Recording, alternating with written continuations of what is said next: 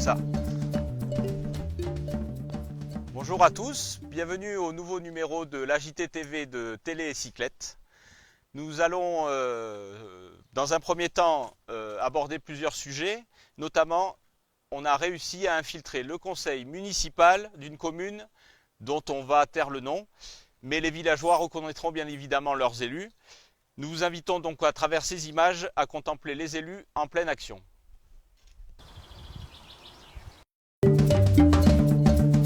Veuillez nous excuser, je crains que nous ayons un petit souci technique avec le petit reportage que vous nous annoncions. Il semblerait qu'on ait carrément oublié la bande. Bah, c'est les aléas du direct de la recyclette. Bon allez, bref, on se la remet un petit coup. Ce journal est vraiment excellent, j'adore, je crois que je vais revenir. Alors, donc, dans notre sujet numéro 2, on vient d'apprendre que le vote pourrait devenir obligatoire en France sous l'étiquette d'une démocratie liquide. Alors, liquide, ben, c'est certainement avec des prunes à payer en liquide, 30 à 50 euros les premières fois, mais 150 euros pour les récidivistes. Notre équipe de choc est partie sur le terrain pour enquêter sur ce nouveau sujet. Et bonjour, Antoine de Saint-Exupéran. Aujourd'hui, nous traitons un sujet délicat qui est le vote obligatoire. Donc nous allons pour cela interroger des citoyens, les questionner sur leur avis, leur demander leur avis tout simplement sur ce sujet qui fait des émules. Donc nous allons... bonjour madame, excusez-moi. Pourriez-vous... voilà, excusez-nous. Bonjour, pourriez-vous nous donner votre avis sur le vote obligatoire ? Je suis absolument pas d'accord. Je trouve que la liberté individuelle est encore très importante dans une société où on nous prive de toute liberté. Donc voilà, chacun doit faire ce qu'il veut, qui il veut, quand il veut. Eh bien c'est très bien, je vous remercie d'avoir donné votre avis, on vous souhaite un bon appétit. Bonjour monsieur. Bonjour. S'il vous plaît, pouvez-vous s'il vous plaît à notre caméra donner votre avis sur le vote obligatoire ?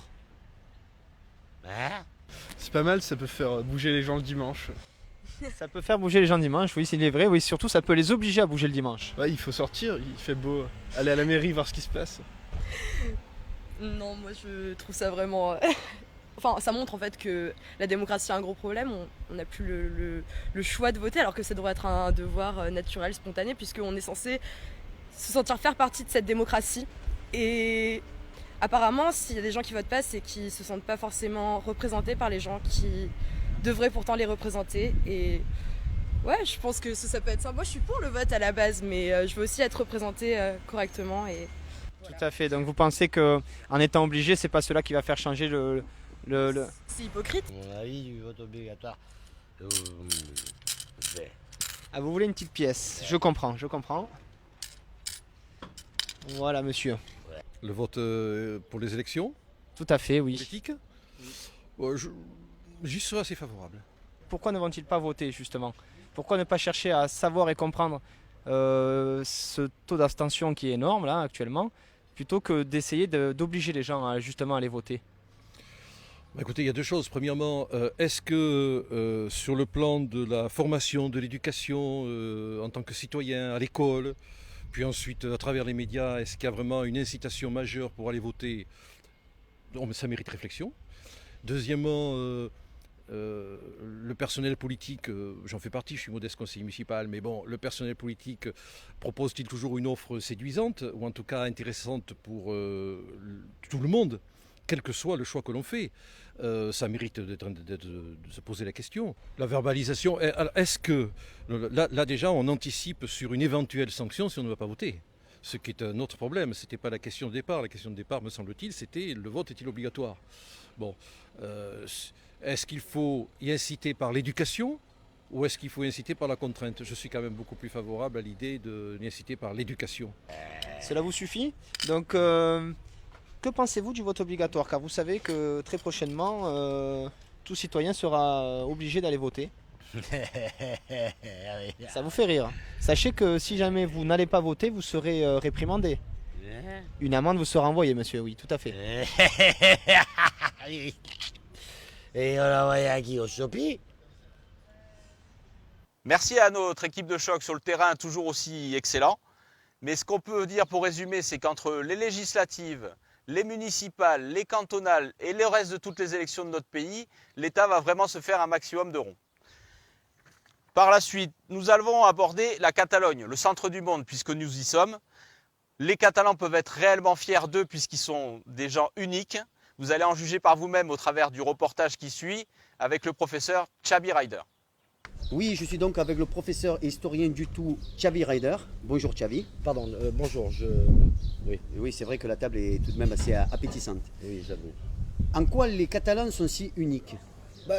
Géographiquement parlant, déjà pour commencer, les Catalans sont uniques car c'est le seul pays de l'hémisphère nord où le sud est plus développé et plus riche, conséquemment plus riche que le nord. Attendez, je crois que l'Angleterre aussi est beaucoup plus riche au Oui, non, sud mais que au nord. l'Angleterre, eux, ils font tout à l'envers. Ils mériteraient d'être dans l'hémisphère sud. D'accord, oui, c'est pas faux, quoi. C'est pas Par faux, contre, nos origines, c'est-à-dire cette inversion de sud-nord et de richesse sud-nord au niveau de la Catalogne, comment dirais-je, des origines historiques. Voilà. c'est-à-dire Ça remonte au temps des famines et des pandémies. Vous savez que dans tous les pays du monde, les gens exodaient et s'en allaient chercher des lieux plus sains où il y avait quelque chose à manger. Et les Belges ont vécu la même chose. Nombreux d'entre eux sont partis, se sont dirigés vers l'Espagne. Certains l'ont trouvé, c'est la Catalogne du Sud, et d'autres n'ont jamais trouvé l'Espagne, ce sont les Catalans du Nord. Donc on dit qu'un Catalan, excusez-moi, est un Belge qui n'a pas trouvé l'Espagne. Et bien voilà, c'est la fin de ce nouveau journal de l'AJT télévisé. Je dois tout d'abord vous dire que je me suis régalé de faire cette présentation de journal car c'est vraiment exceptionnel. Ah, excusez-moi, tu veux quoi, la photo? Tiens.